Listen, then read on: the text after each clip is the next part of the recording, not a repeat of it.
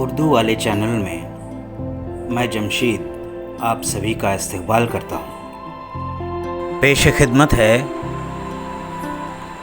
उर्दू के मशहूर शायर महमूद शाहिद की ये गज़ल। मुसाफिर हूँ, मुसाफत चाहता हूँ,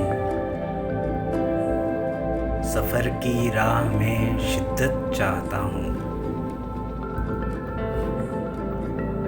बहुत इकसानियत है रोज़ो शब में, मैं फितरत से बगावत चाहता हूँ। अजीब संजीदगी माहौल में है, मैं थोड़ी सी शरारत चाहता हूँ।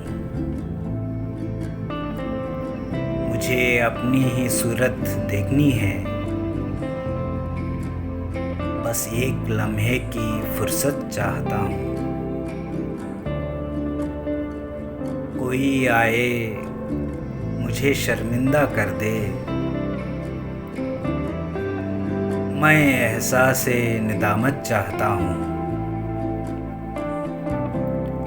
कहानी दर कहानी दर कहानी, मैं क़िस्से में तवालत चाहता हूँ।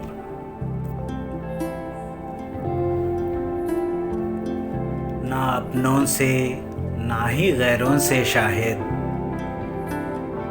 मैं खुद से अदावत चाहता हूँ।